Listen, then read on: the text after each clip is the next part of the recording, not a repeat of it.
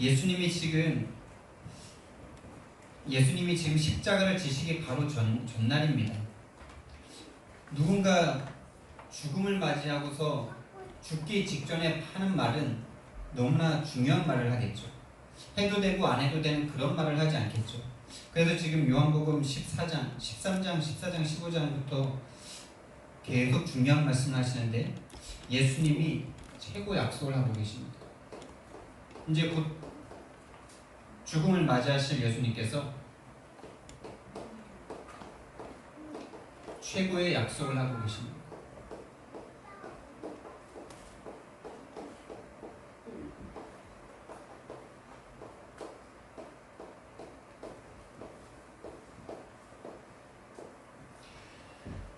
그 약속의 대부분의 내용이 무엇입니까? 예수님께서 지금 내일이면 십자가에 죽으시고 돌아가시는 날입니다. 근데 오늘 제자들의 발을 씻기시고 이 제자들에게 중요한 말씀, 중요한 약속을 말씀하고 계시는데요. 그 중요한 말씀을 하시기 전에 먼저 예수님께서 제자들에게 하시는 일들이 있습니다. 이 성경 본문을 다락방 강하다 이렇게 말합니다. 지금 마가의 다락방에서 아주 중요한 말씀을 죽기 전에 하고 계시다라는 말입니다. 그러면서 가장 먼저 하신 일이 세족식이 끝난 제자들에게 이것을 말씀하셨어요. 절대 불가능을 말씀하셨어요. 유다에게는 너가 나를 팔 것이다. 절대 불가능을 선포하셨죠. 너는 나를 팔 것이고 베드로 너가 나를 위해서 목숨을 버리겠다라고 말하지만은 네가 다 불기 전에 나를 3번 부인할 것이다 이렇게 말을 합니다.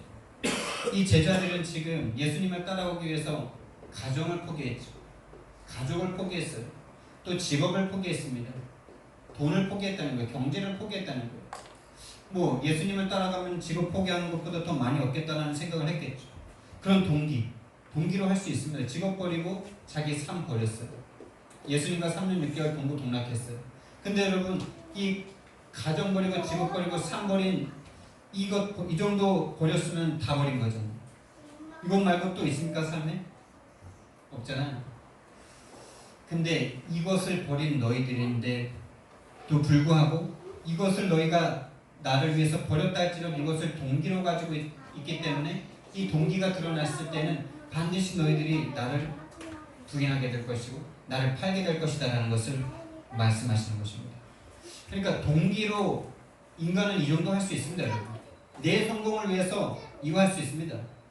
지금 뭐 잘 나가는 뭐 CEO들 가정 삶이 제대로 되는지 아십니까? 가정에 거의 들어가는 시간이 없어요. 그래서 힐튼 호텔 사장인 힐튼이라는 그 사람의 부인은 너무 남편이 자기 안 돌봐주고 자기 일만 한다고 이혼을 해버렸어요. 죄송합니다. 여담입니다. 사람들도요 뭔가 세상에서 성공하기 위해서 가정 포기하고요 자기 삶 포기합니다. 오직 돈을 위해서 자기의 성공이라는 동기를 위해서 포기해요. 근데 세상 사람들은 보통 교회는 이런 거 포기하면은 저 사람 믿음 좋다 이렇게 말하고, 근데 그 사람의 마음을 알고 계시는 하나님이신 예수님께서는 속습니까 안 속습니까? 안 속죠. 베드로와 유다에게 또 10명의 제자들에게 너희들이 나를 팔 것이고 너희들은 나를 다 버리고 도망갈 것이다 라고 딱 말씀을 하십니다. 그러면서 하시는 말씀이 그러나 너희는 마음에 근심하지 말라 이렇게 합니다. 다시 한번 14장 정리합니다. 오늘 14장 마지막이기 때문에 해도 이거는 과하지가 않아요. 믿음의 원리가 그대로 들어가 있기 때문에 너희들은 마음에 근심하지 마 이렇게 말합니다. 근심하지 마라고 말하면서 하나님을 믿으라고 말합니다. 하나님을 믿고 또 나를 믿어라 이겁니다.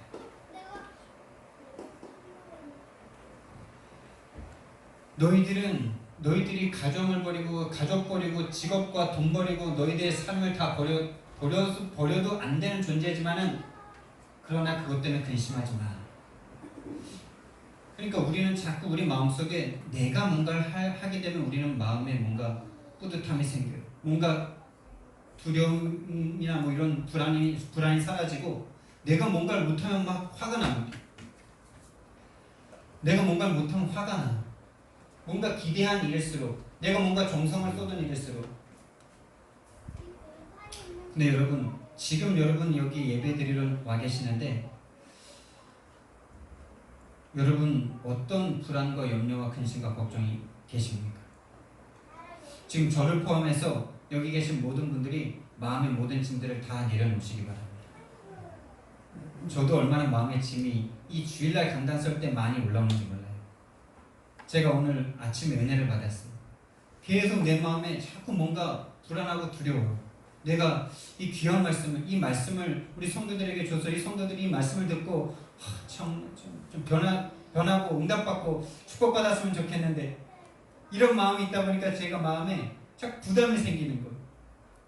근데 제가 말씀을 묵상하면서 또 어제 또 제 나름대로의 어떤 경험을 통해서 나는 나의 절대 불가능을 계속 인정하지 않구나. 제가 여러분들을 변화시킬 수 있습니까? 전 여러분들을 변화 못 시킵니다.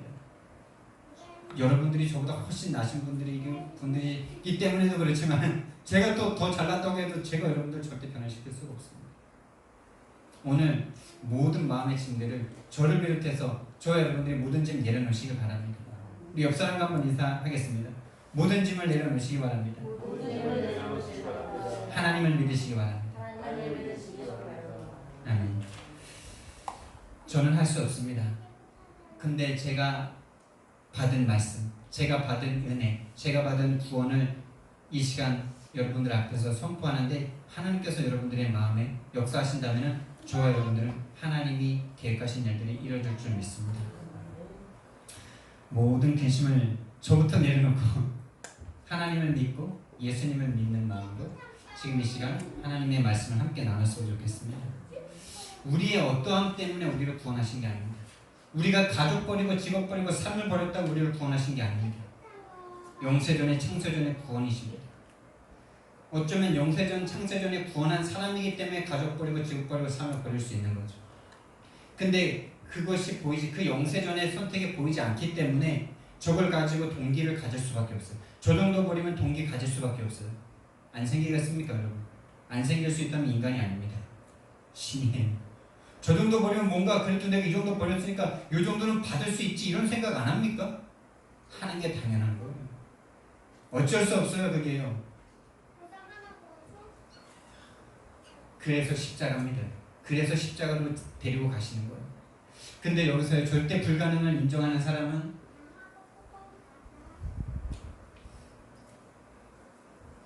인정하는 사람과 끝까지 불인정하는 사람은 하나님께 쓰임 받습니다. 이 사람은 살아도 산 게 아닙니다. 거의 뭐 자살 수준입니다. 자살 수준입니다. 이게 누굽니까? 이게 베드로고 이게 유다잖아요. 자기 불가능을 절대 인정 안 해요. 이번에 참 훌륭하신 분이 한 번 또 작고하셨죠. 이분이 훌륭하신 분입니다. 사법고시를 패스하고 인권 변호사로서 열심히 사시다가 서울시장을 3번이나 역임하시고 대권을 노리는 거의 2순위 정도 되지 않았습니다. 근데 스캔들이 났어요. 인정 못하는 거예요. 그 사람들이 가지고 계신 생각에는요, 나는 그 추행이라고 생각했던 그 상대방도 나를 사랑하기 때문에 한다라고 생각합니다. 그게 그들 뇌 속에 있는 거예요. 근데 그게 딱 터지면서 자기가 가지고 있던 모든 생각들이 다 무너지니까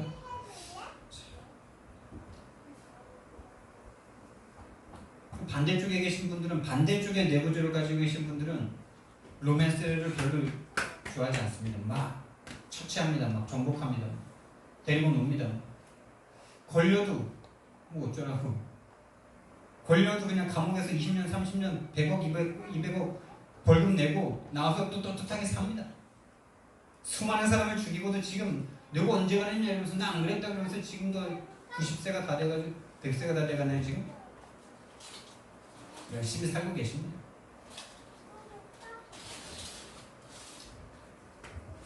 인간적으로 볼 때는 이 진보 쪽에 계신 분들이 더 매력적이에요.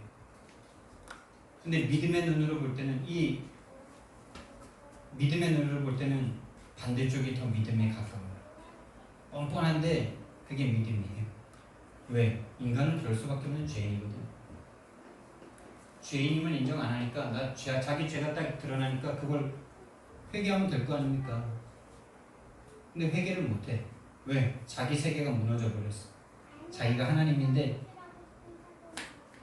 그게 무너져 버리니까 그냥 죽어버려.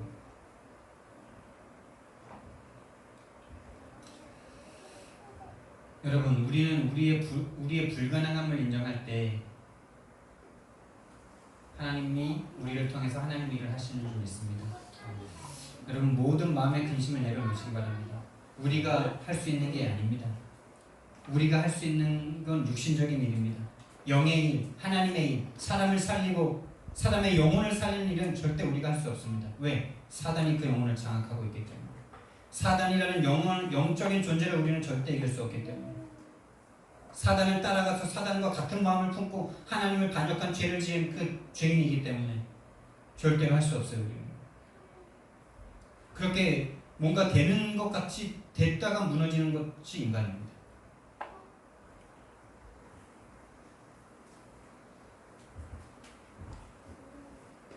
그래서 너희들을 믿지 말고 나를 믿고 하나님을 믿어야 되는데 내가 너희가 아니라 내가 길이고 내가 진리고 내가 생명이다 이렇게 말씀하십니다. 우리가 버린 그게 아닙니다. 우리가 가진 믿음이 진리고 우리가 가진 헌신이 우리가 한 어떤 종교적인 행위가 길과 진리와 생명이 아니라 예수님이 길과 진리와 생명이십니다. 혼돈이 가득하고 열심히 살았는데 왜 내 인생 이런 일이 왔는가 알 수 없는 인생 가운데 열심히 살았는데 뭔가 실패, 끝은 죽음만이 기다리고 있는 인생, 공허한 인생, 정말 참된 생명의 기쁨을 누리지 못하는 흑암 가운데 가득한 이 세상에 예수님께서 길과 진리와 생명으로 오셨습니다. 다른 말로 선지자, 제사장, 왕의 일을 하러 오셨습니다. 바로 그분이 그리스도라는 말입니다. 우리의 어떠함 때문이 아니라 우리의 불가능함을 아시고 하나님께서 이 땅에 오셨습니다. 여러분, 우리가 조금이라도 가능하다면 내가 정말 그 0.1%라도 가능한 부분이 있다면 그걸 힘써서 거기다 힘주고 하면은 인간이 구원받을 수 있을 거 아닙니까? 그렇다면은 예수님께서 오셔서 십자가에 죽으실 이유가 없죠. 하나님이신데 그분이 인간의 몸을 입고 오셔서 죽으셔야만 하는 일이 바로 구원의 일입니다. 그게 우리가 예수님을 믿어야 될 이유입니다. 절대적인 이유죠. 믿어도 되고 안 믿어도 되는 게 아니에요. 믿으면 살고 믿지 않으면 죽는 것입니다.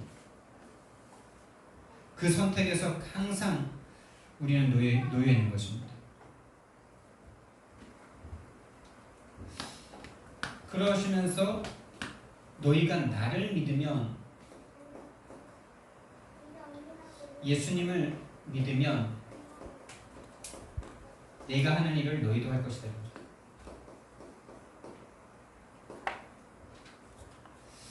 예수님을 믿으면 예수님을 어떻게 믿는 겁니까?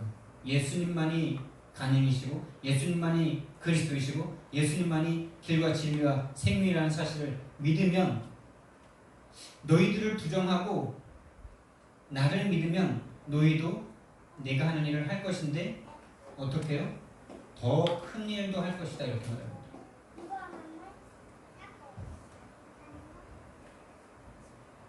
저는 예전에 이 더 큰 일들을 너희도 할 것이다 라는 말씀을 드릴 때 얼마나 제가 육신 중심인지 그럼 나도 물 위에 걸을 수 있을까? 물 위를 걷는 수준이라면 날아다닐 수 있을까? 예수님이 100명 치유했으면 나는 101명 치유할 수 있을까? 이런 생각으로 가득하면서 얼마나 그 능력 내가 받고 싶은지 막 그랬었거든요.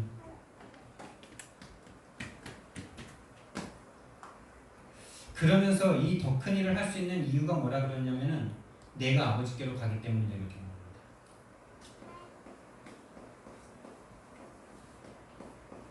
여러분 이게 이해가 됩니까?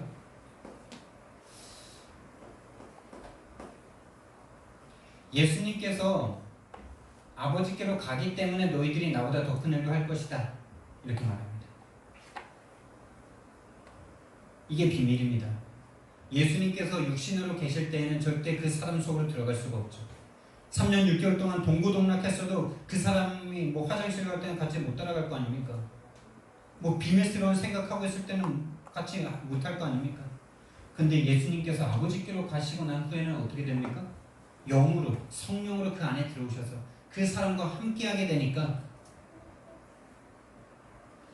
이 비밀을 예수님께서 어디에서 말씀하셨냐? 14장 10절 말씀해 보니까요. 내가 아버지 안에 거하고 아버지는 내 안에 계신 것을 내가 믿지 아니하느냐. 내가 너희에게 이르는 말은 스스로 하는 것이 아니라 아버지께서 내 안에 계셔서 그의 일을 하시는 것이다. 그러니까 예수님은 하나님이 하실 일만 하셨고 하실 말씀만 하셨다 그랬죠. 이 일이 우리에게 그대로 일어난다는 거예요. 예수님이 육신의 몸을 입고 오셔서 그리스도의 일을 하실 때 본인이 직접 하신 게 아니라 하나님이 내 안에 계셔서 하나님이 하실 일을 내가 했고 하나님이 하실 말을 내가 했다. 하나님이 그러니까 예수님을 통해서 하나님이 하셨다는 거예요. 그것을 우리에게 동일하게 행하시겠다는 겁니다. 여러분 우리가 하나님 일을 어떻게 할 수 있습니까? 우리가 하나님의 일을 정말 할 수 있는 존재들입니까? 우리는 흙이고 죽었던 존재고 각인 뿌리 체질이 완전히 나중이신 물질 중이신 천국 중이심인데요. 절대 불가능을 인정합니다. 하나님이 예수님이 내 안에서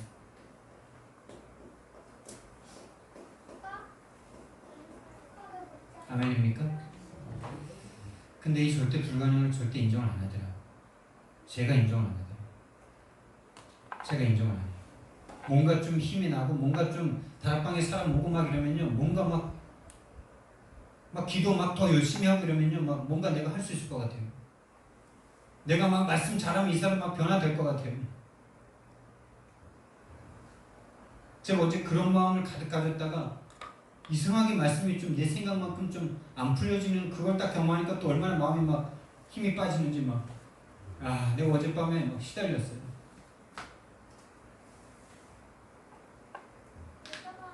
제가 그런 나를 보면서 절대 불가능을 정말 인정 안 하는 거예요. 절대 불가능을 인정 안 하는 거예요. 그러니까 좀 응답 오면 막 뛰려고 그러고 좀 응답 안 오면 막 낙심하고 그러면서 예수님께서 너희가 나보다 더 큰 일을 할 것인데 그러면서 너희가 내 이름으로 무엇이든지 내게 구하면 내가 행하리라.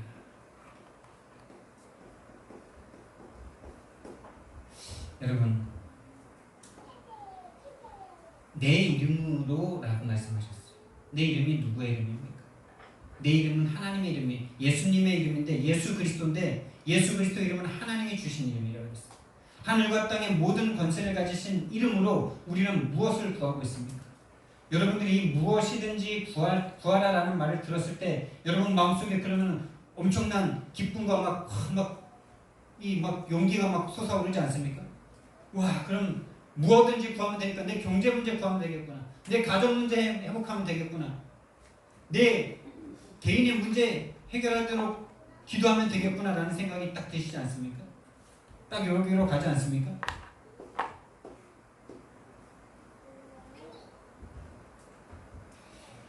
이 무엇이든지에 대한 여러분의 생각이 여러분입니다. 이 생각 속에 나와 내 가정과 내 직업과 내 돈과 이런 것들이 생각난다면 여러분들은 구원을 한번 좀 생각해 보셔야 돼요. 정말 이 생각 속에 하나님의 나라가 하나님의 것이 생각난다면 여러분 구원을 받으신 거예요. 왜요? 구원이라는 것은 하나님이 이 땅에 오셔서 죽으셔야만 되는 일인데 그 구원을 받았다는 것은 너무나 엄청난 일 아닙니까? 정말 살아계신 하나님이, 천지를 창조하신 하나님이 여러분을 위해서 죽으셨다는 사실이 믿어지십니까? 그게 구원입니다. 기절초풍할 일입니다. 사람이 사람을 위해서도 죽을 수 없는데, 부모가 자식을 위해서도 죽기가 어려운데, 아니 부모가 자식이 어떤 끔찍한 사고로 죽으면은 몇 날 며칠 못 먹고 못 마시고 그러지만은 정말 죽을 것 같으면 밥 먹지 않습니까? 같이 죽어버려야 되는데 못 죽잖아요. 안 죽고 싶어서 안 죽는 게 아니라 못 죽잖아요. 그 밥을 먹잖아요. 밥 먹고 한 달 지나면 1년 지나면 쇼핑하고 여행 가고 그러지 않습니까? 사람이 사람을 위해서도 죽을 수 없는데 하나님이 인간을 위해서 죽었다. 그것도 하나님을 부인하고 저주하고 맹세하고 팔아버린 인간들을 위해서 죽어주신다. 이게 믿어진다면 여러분, 그게 바로 성령의 역사입니다. 이게 안 믿어진다. 사단에게 딱 잡힌 겁니다. 사단이 그걸 못 믿게 하는 겁니다. 근데 이 갈등 가운데 안 믿어지는 사람이 있어요. 우리 집사님이 최초로 구원에 대해서 고민을 하셨다는데, 의심을 해보셨다는데, 그건 성령의 역사입니다. 진짜 성령의 역사예요. 찰스 스펄전이 조지 필드라는 사람도 자기가 열심히 사역하다가 응답도 꽤 있었는데 어느 날 내가 구원받은 게 맞나 하고 의심이 딱 들기 시작했는데 알아누워서 의사가 와서 그 죽을 거다라고 할 만큼 알아누웠다니까요. 그러다가 하나님의 은혜로 네가 뭔가를 해서 구원 얻는 게 아니라 구원은 하나님의 절대적인 무조건적인 선물이다라는 게 가슴에 탁 들이치는 순간 이 사람이 살아나고 더 많은 일을 하게 됐습니다. 여러분, 무엇이든지라는 것에 대한 가치가 여러분이 정말 바뀐 사람이 구원받은 사람입니다. 왜? 구원이라는 것은 하나님이 저와 여러분을 위해서 죽어야만 이룰 수 있는 구원이기 때문에 그 구원이 모든 것이지 않습니까? 그러면 하나님이 나를 위해서 죽었다면 그 구원은 어마어마한 것 아닙니까? 그 구원을 받은 사람이라면 계속 이걸 구하겠습니까? 저건 따라오는 것인데 저 따라오는 것 때문에 하나님을 이용하냐는 그 마음이 얼마나 불행한 마음입니까? 하나님을 놓치고 하나님이 줄 것에만 꽂혀있는 저 인생이 얼마나 불행한 인생입니까?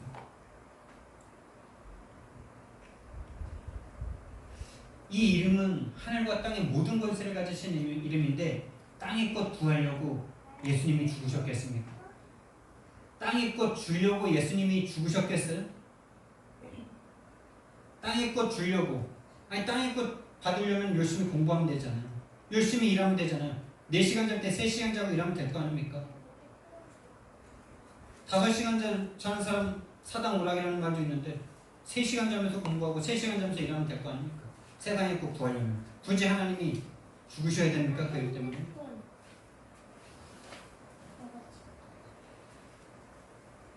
내 이름으로 이러면서 하신 말씀이 뭐라 그랬냐? 너희가 나를 사랑하면.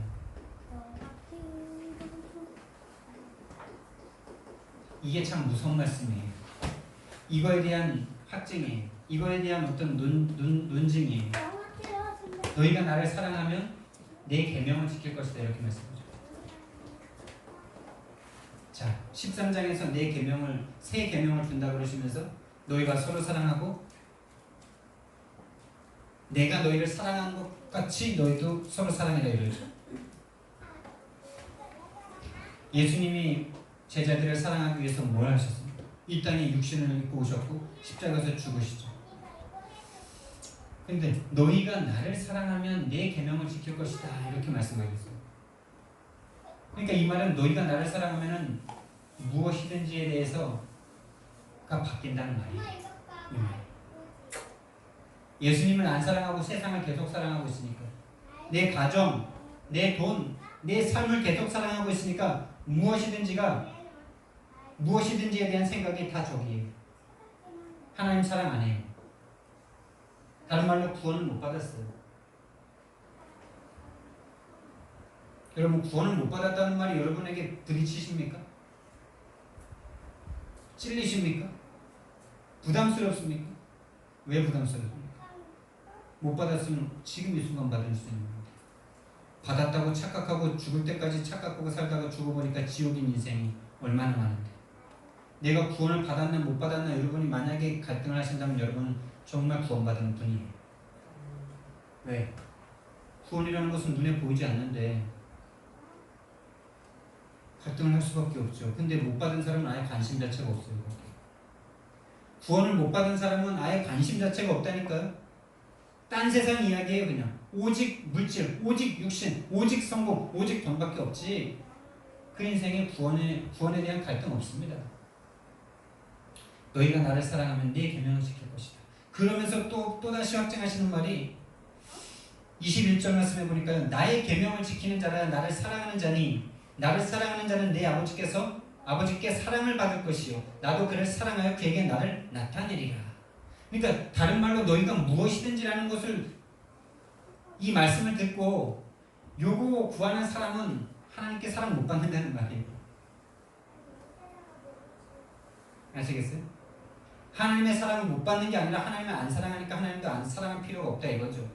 무서운 말씀이에요 이게.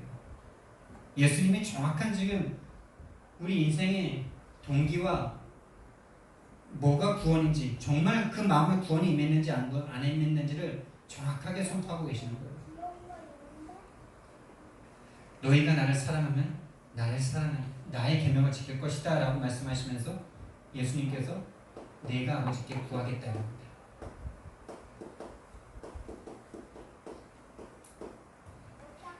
너희들 보고 모든 원하는 것은 너희가 무엇이든지 내 이름으로 구하라라고 말씀하셔놓고 내가 아버지께 구할게 이럽니다.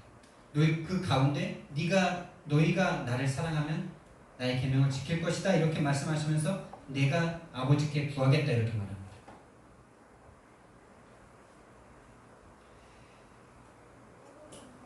내가 아버지께 구하겠으니 보혜사를 너희에게 주시라고 구하겠다 이럽니다. 그러니까 무엇이든지에 대한 답을 아주 그냥 명확하고 그냥 확실하게 그냥 주시는 거예요. 무엇이든지 구하라 그래놓고 무엇이든지를 딱 정해주세요. 왜요? 이게 모든 것입니다. 이 보혜사는 성령님이시고 성령님은 아버지의 영이시고 성도의 영이시고 예수님의 성자의 영이시니까 다른 말로 삼위일체시니까 이게 모든 것이니까 구할 수 있는 것 중에 가장 좋은 것이 이것이니까 하나님이 줄 수 있는 모든 것이 이것이니까 본인이 오시는 거니까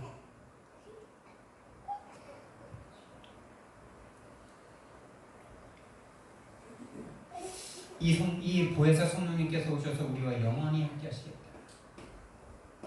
여러분 지금 성령님이 여러분 안에 계심을 믿으십니까? 성령님이 여러분 안에 계십니다. 성령님이 여러분 안에 계신 것을 어떻게 알 수 있습니까? 내 안에 성령이 계시는 걸 난 모르겠다 한번 들어보십시오. 네, 손 안 드셔도 됩니다. 본인이 아시니까요. 성경 말씀에 이걸 지식으로 알 수 있다라고 말씀하지 않았어요. 너희 안에 계시니까 믿어 이렇게 말하지 않았어요. 어떻게 하냐? 너희 안에 계시고 함께 하시기 때문에 함께 거하시기 때문에 너희가 안다라고 말씀하셨어요. 또 본다 말씀하셨어요.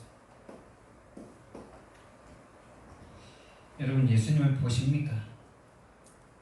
19절 말씀에 조금 있으면 세상은 나를 다시 나를 보지 못할 것이요 너희는 나를 보리니 이는 내가 살아있고 너희도 살아있겠습니다. 여러분 구원이 의심된다. 최고의 기회입니다. 예수님을 보시는 것만큼 확신을 얻을 최고의 기회입니다. 이번 기회에 확실하게 의심을 해보시고 구원 받았는지 안 받았는지 확실하게 결론을 내리시기 바랍니다. 못 받았다면 정직하고 솔직하게 딱 예수님을 영접하시면 됩니다.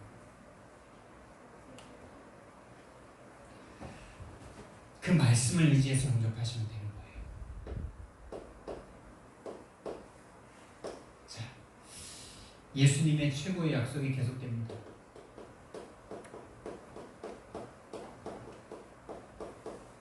예수님 최고의 약속은 우리가 계속 서론에서 봤지만 성령의 약속입니다. 내일 죽으실 건데 내일 죽으실 스승님께서 지금 하루 전에 제자들을 모아놓고 다락방에서 지금 중요한 말씀을 하고 계시는데 다 성령의 이야기입니다. 성령이 오시면 너희가 걱정하지 말아라. 내가 가는 것이 오히려 너희들에게 좋다 이렇게 말씀하십니다. 성령의 약속입니다.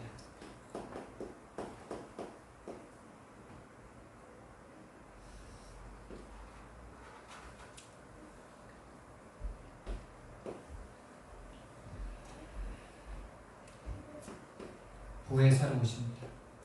근데 또 다른 보혜사입니다. 또 다른 보혜사. 또 다른 보혜사라면 다른 보혜사가 있었다는 거죠. 그게 바로 예수님이십니다. 근데 예수님과 같은 분인데 또 다른 분이에요. 이게 삼위일체입니다. 바로 성령님을 말씀하시는 거죠. 보혜사가 오셔서 영원히 함께. 여러분 이제 우리는 절대 멸망할 수가 없는 사람들입니다. 절대 지옥 갈 수 없는 자들입니다. 여러분 구원이 뭡니까? 구원은 죽어서 영원히 사는 게 아닙니다. 여러분 죽어서 천국 가는 게 구원 아닙니다. 그거 포함 이미 살아있을 때 구원을 얻는 겁니다. 구원의 주체는 하나님이시니까 그 구원이 내 안에 들어온 겁니다. 이미 우리는 구원을 받은 겁니다. 죽어서 받는 거라면 죽기 직전에 예수님 믿겠습니다. 저 같으면 옛날 같았으면 그랬을 거예요.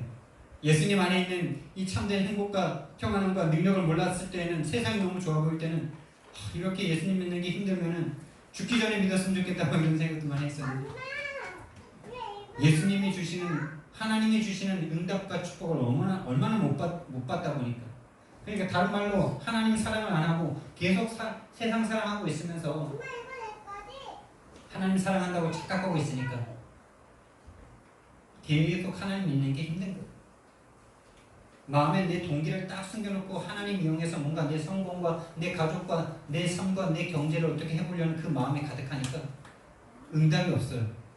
왜? 하나님은 그런 응답 줄 분이 아니거든요. 그러다가 또 워낙에 응답 안 주면 교회 떠나버릴까봐 하나씩 주셔.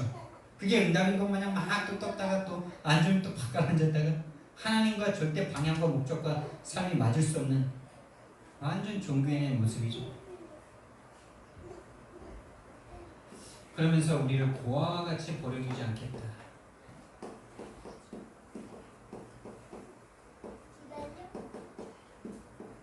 여러분 안심하시기 바랍니다.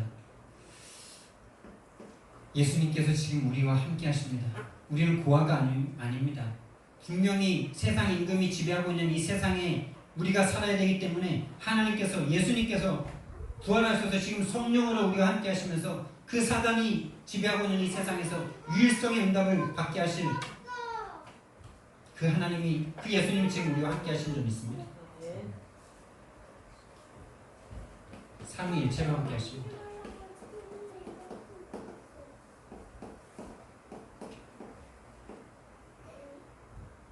위드 임마누엘 원네스하고 계십니다. 이게 왜 최고의 축복이냐? 예수님께서 말씀합니다.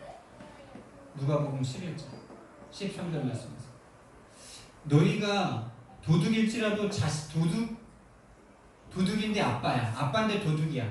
근데 도둑 아빠라 할지라도 자식이 뭔가 달라 그러면 좋은 걸 주고 싶죠. 도둑놈이라도 자기 자식에게는 도둑이기 때문에 더 좋은 걸 주고 싶죠. 그게 진짜 도둑 아닙니까? 친일파들이 나라를 팔아먹었지만 집안에서 얼마나 좋은 아빠고 엄마입니까? 예? 학교 좋은 데 보내줘, 좋은 옷 사줘, 사회 진출 잘 되게 해줘. 친일파들이 나라를 팔아먹었지만 좋은 부모 아닙니까?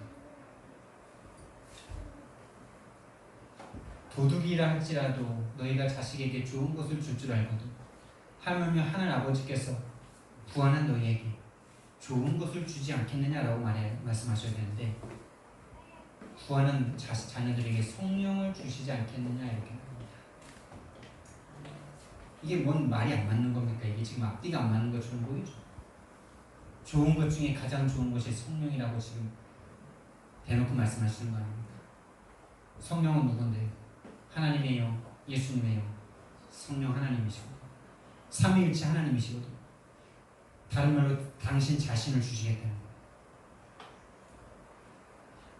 할렐루야. 네. 요한복음 16장 7절 우리가 이제 앞으로 볼 말씀인데 요한복음 16장 7절 말씀에서 뭐라 그러셨냐? 내가 떠나가는 것이 너희들에게 더 유익하다 이렇게 말합니다. 제자들은 가슴이 무너지는데 예수님이 십자가 지시기 전에 자기가 창조한 인간들에게 그것도 선택한 이스라엘 민족들에게 그것도 바리새인과 서기관들과 대제사장들에게 그 수하인들에게 뺨을 맞습니다. 침뱉음을 당합니다. 주먹으로 때립니다. 몽둥이로 때립니다. 채찍으로 칩니다. 가시면류관을 씌우고 조롱합니다. 팬티까지 다 벗겨버리고 그 팬티를 나눠 가집니다. 하나님이신데 발가벗고 죽으십니다. 팬티도 못 입고 죽으십니다. 근데 그게 유익합니까 우리에게? 제자들에게 그게 유익으로 보이겠습니까? 안 보이죠 절대. 난 지금 이거 버렸는데 예수님 지금 뭐 하시는 거야? 이 생각밖에 안 들죠. 아니 내가 지금 모든 인생 다 걸고 지금 예수님 따라왔는데 지금 예수님 좀 오병이어를 행하신 예수님인데 막 머리에 막 쥐진이 났겠죠 막. 능력이 없어서 십자가에 못 박혀 죽으면 어쩔 수 없지 이럴 건데 능력이 어마어마하셔. 죽은 자도 살리셨어. 바다함을 잠잠케 하셔. 근데 그 로마인들 손에 그 세상의 권세를 상징하는 로마, 그 세상을 그 시대를 지배했던 로마 세상 임금 사단을 나타내죠. 그 사단에게 찔림을 당합니다. 근데 여인의 후손이 와서 뱀의 머리를 상하게 할 것이요 그는 너의 발꿈치를 상하게 할 것이다. 그 육신의 죽음에 발꿈치 상하는 정도라는 거예요. 여러분들의 육신에 어떤 문제가 있을지라도 걱정하지 마시기 바랍니다. 여러분의 영혼을 하나님께서 책임지십니다.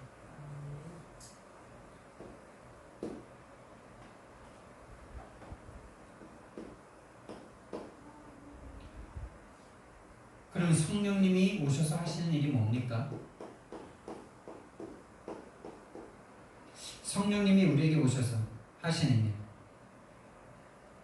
자, 성령님이 그럼 어떻게 오셨는지가 중요하겠죠. 우리가 누구의 부름을 받았느냐가 누구의 심부름을 하느냐가 우리잖아요.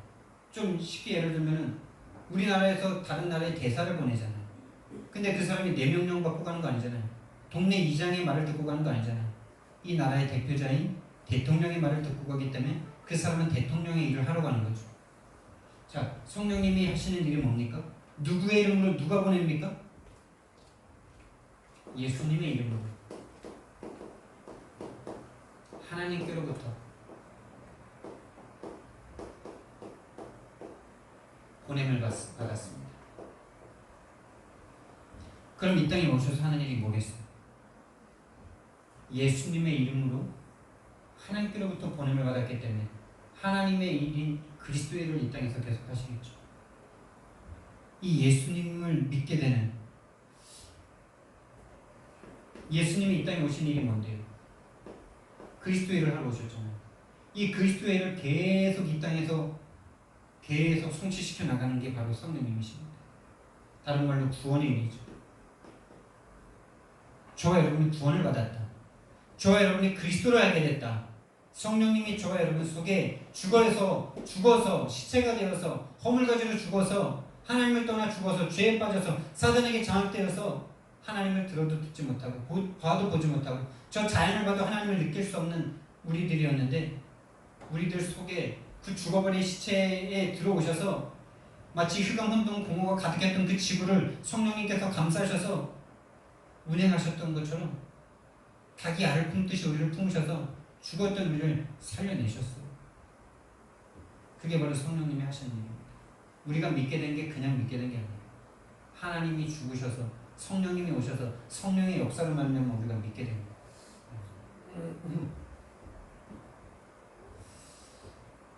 선지자, 제사장, 왕의 일을 하시는 거죠. 그리고 이 예수님께서 무슨 일을 하시냐? 오늘 26절 말씀, 27절 말씀에 보니까 모든 것을 가르치신다.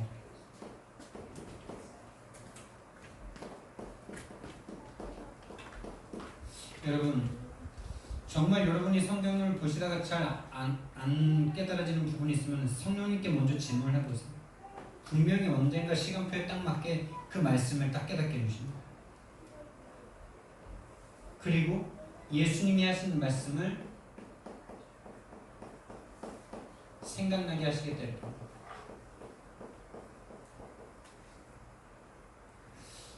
생각나게 한다는 말은 그냥 생각나는 정도가 아니라 깨달으면서 생각이 나는 거죠. 그러니까 예수님의 하신 모든 말씀들이 제자들이 사역을 하는데 예수님의 말씀들이 이제 현장에서 막 성취되잖아요. 그게 깨달음과 함께 이거였구나 이렇게 됐겠죠. 예수님이 그때 하신 말씀이 바로 이거였구나. 그래서 그때 이 말씀을 하셨구나. 바로 이때를 두고 하신 말씀이었구나 라고 제자들이 확인을 하면서 너무나 놀라웠겠죠. 그렇구나. 그걸 최초로 느꼈던 게 베드로의 그 다울기 전 3번 그거 아닙니까? 닭이 따볼 때 예수님이 이걸 말씀하신 거예요. 그러니까 회개하죠. 그러면서 모든 진리 가운데로 인도하신다.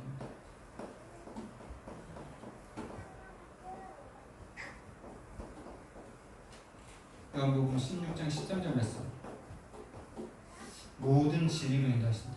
우리가 성령의 인도를 받는다는데 그 사람이 정말 다른 사람과 화합이 안 되고 뭔가 4차원적이고 뭔가 그렇다면 그 사람은 큰일 난 거예요. 성령의 인도가 절대 아닙니다. 모든 진리 가운데로 인도하십니다. 진리는 예수 그리스도십니다. 예수 그리스도라는 말은 길과 진리와 생명이라는 말입니다. 다른 사람이 볼 때 길과 진리와 생명을 느끼는 거고 그렇지 않은 인도는 인도가 아닙니다. 여러분. 세 번째, 평안을 주신다는 말씀이죠. 평안을 너에게 끼치는 거예요.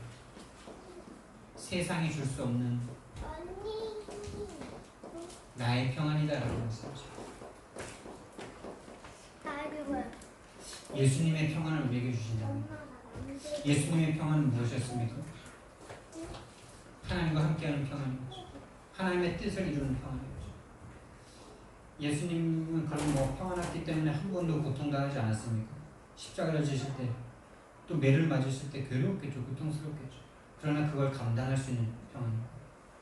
감당할 수 있는 평안이지 문제가 없는 평안을 말하는 게 아닙니다. 경제 어려움이 와도 그 경제 어려움이 여러분을 죽일 수 없는 평안함을 맛보시기 바랍니다. 어떤 인생의 갈등과 고민이 온다 할지라도 그 갈등과 고민이 여러분을 죽일 수 없습니다. 십자가에 죽어도 살리신대요. 죽어버리셔야 돼요. 사니까 자꾸 괴로워. 절대 불가능을 인정 안 하니까 계속 괴로워. 제가 어제 절대 불가능을 인정 안 하고 있으니까 계속 성공. 이걸 놓고 뭔가 내가 뭔가 막 해가지고 막 말씀 막 잘해갖고 막 뭔가 하고 싶었는데 안 되니까 그게 인정이 안 되니까 막 얼마나 막 싫은지 막. 근데 저게 딱 인정되니까 평안함이 찾아요. 그래? 내가 또 이런 날마다 인정하셔야 됩니다. 그러면서 주시는 말씀이 너희는 마음에 근심하지도 말고 두려워하지도 말라. 여러분 모든 근심, 모든 두려움 예수님 앞에 싹 내놓으시기 바랍니다.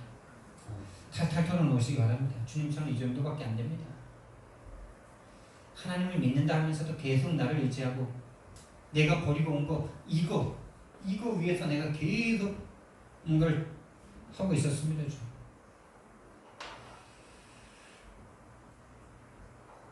모든 근심, 모든 두려움, 여러분의 그런 어떤 것 때문에 하나님이 영광 받으시는 게 아닙니다. 하나님이 영세전에 선택하셨기 때문에 여러분을 선택하시고 구원하신 것입니다. 이유 없는 축복이에요. 근데 우리는 자꾸 이유를 제시하려고 해요.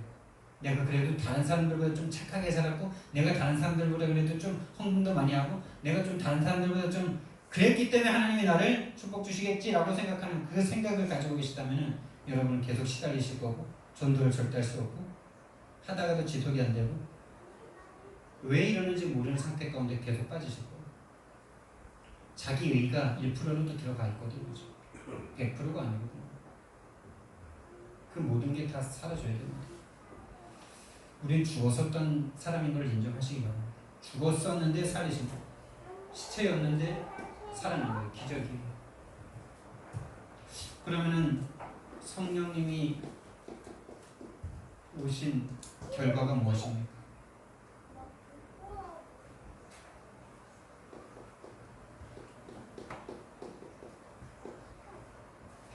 결과. 이 평안을 여기서 말씀드렸는데 세상에 줄 수 없는 평안함이 참된 평안이죠. 다 사라져도 괜찮은 참된 평안.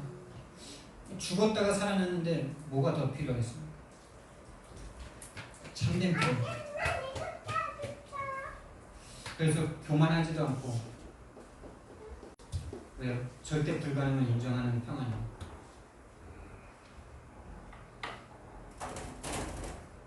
참된 기쁨.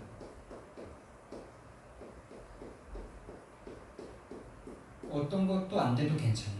하나님과 함께 있으니까 그냥 하나님만으로 행복하고 기뻐요. 누구도 빼앗아갈 수가 없잖아요. 하나님만으로, 하나님으로 행복한 거, 하나님으로 기쁜 건 누구도 빼앗아갈 수가 없잖아요. 근데 내 자녀 때문에 행복하다, 자녀 빼앗아갈 수 있잖아요. 교통사고가 빼앗아갈 수 있잖아요. 내 경제 때문에 내가 행복하다, 경제 싹 사라질 수 있잖아요. 내 부인 때문에 행복하다, 부인도 나보다 빨리 죽을 수 있잖아요. 내 부모님 때문에 행복하다, 기쁘다, 부모님 나보다 보통 일찍 가시잖아요. 근데 오직 하나님만 영원하시잖아요. 어떤 것도 이 기쁨을 빼앗아갈 수가 없잖아요. 하나님이 성령님이 오시면 이 기쁨이 옵니다. 그래서 요한복음 16장 24절 말씀. 이 전반절에는 좀 오해하기가 쉬운 말씀인데, 너희가 내 이름으로 구하지 아니하였으나 구하라. 그리하면 너희가 받을 것이요 너희 기쁨이 충만하리라 이겁니다. 기쁨이 충만하리라. 기쁨 충만. 기쁨이 충만해지시기 바랍니다. 그리고 성령님이 오시는 결과로요, 생명의 역사가 일어납니다. 생명이 살아납니다. 일단 개인이 살아납니다. 개인. 내가 살아나고, 만나는 사람을 살리고, 내 가정이 완전 복음을 깨닫는 최고의 현장이고, 내 기능이, 내 직업이 하나님께 딱 쓰임받게 되고, 이 모든 걸 통해서 지역의 문화를 바꿀 만큼의 생명의 역사가 드디어 시작됩니다. 성령이 오시면 일어납니다. 생명을 얻었다면 생명이 당연히 나올 수밖에 없는 것 아닙니까, 여러분? 여러분, 정말 전도가 안 되신다, 전도할 수 없다, 여러분 생명이 없다라고 일단 생각하시면 돼요. 여기서 시작하시라니까요. 너무 심한 말을 합니까, 제가? 그럼 생명 살리시면 되잖아요. 생명은 자연스럽게 나타나는 건데 내가 전도할 수 없고 다른 사람을 살릴 수 없다. 없다는 것을 인정해야 시작이 되는데 그걸 인정을 안 하니까 계속 괴롭기만 해요. 시달리기만 해요. 하고 싶은데 안 되는 자기 자신을 계속 정죄만 해요. 인정을 하면 되는데 난 생명 없구나. 생명 얻을 수 있는 길이 지금 있는데 그 길을 안 선택하고 계속 부끄러워. 그게 인정하기. 그게 부끄럽습니까? 죽어서 지옥 가는 게 부끄럽습니까? 생명은 생명을 낳게 돼 있어요. 안 살아있으면 생명이 절대 안 나오죠. 생명은 생명을 낳게 돼 있습니다. 살아있는 것은 매일 새롭습니다. 다른 말로 제자는 제자를 낳는다는 말이에요.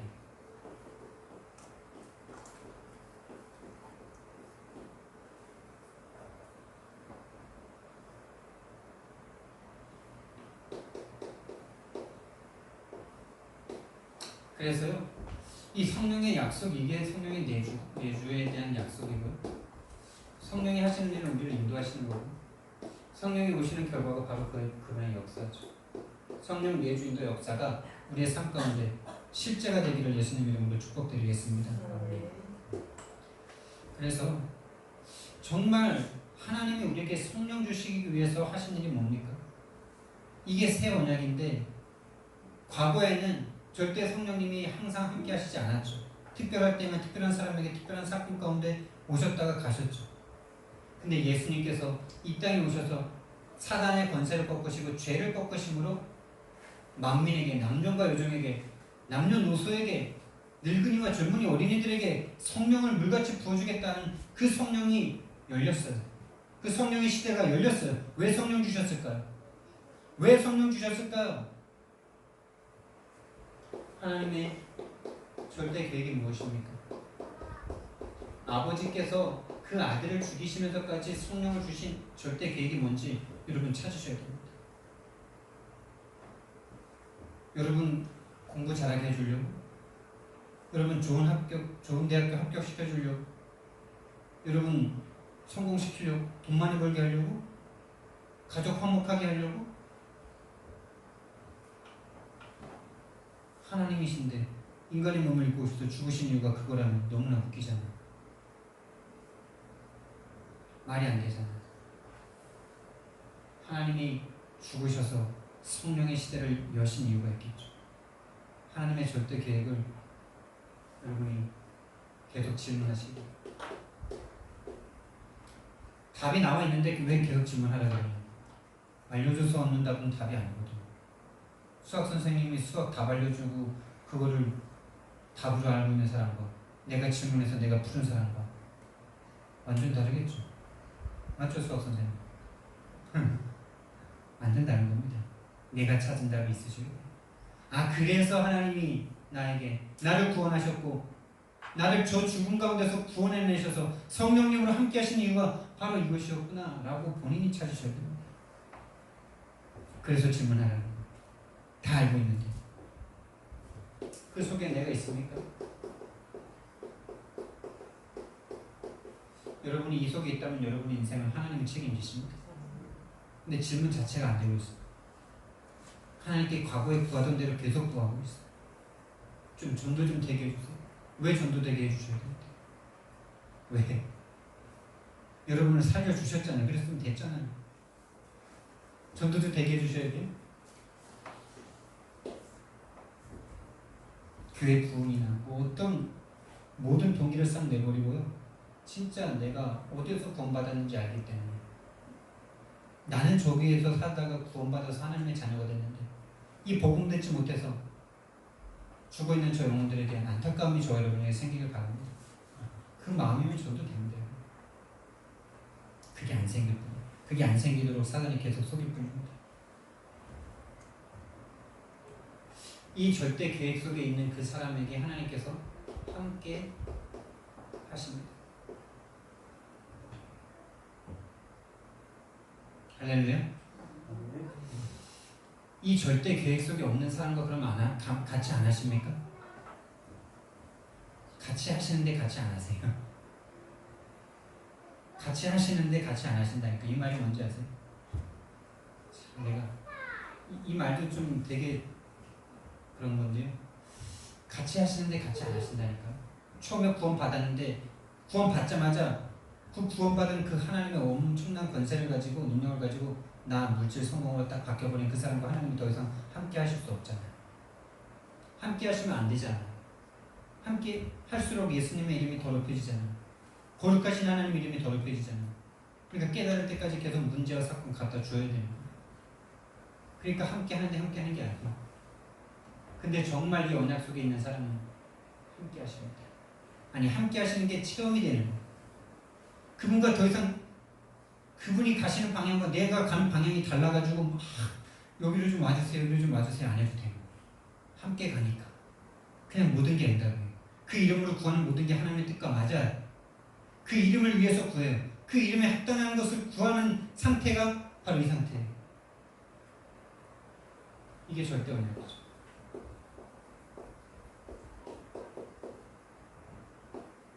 이 사람에게 절대 언약이 주어집니다. 이 절대 언약이 함께 한다는 거 아니에요. 이 함께하는 사람과 가는 여정이에요. 처음부터 팍 되는 게 아니라 워낙에 단무지처럼 나 육신 성공에 물들어 있다 보니까 그걸 한 번에 빼려고 그러면 죽어버리잖아요. 한 번에 빼면 죽잖아요. 그러니까 여정이 필요해요. 이걸 언약의 여정이라고 그러고 절대 여정이라고 그래요. 이 절대 여정을 통해서 하나님께서 절대 목표를 이루십니다.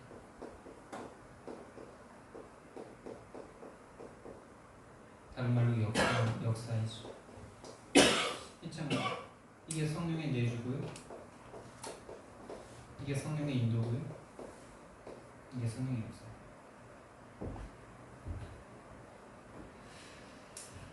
저와 여러분 안에 정말 성령님이 함께 하시는 이 실제가 시작되어질 수 있기를 예수님 이름으로 축복드립니다. 사랑의 하나님, 은혜와 사랑을 감사를 드립니다. 주는 그리스도시요 살아계신 하나님의 아들이십니다. 아버지,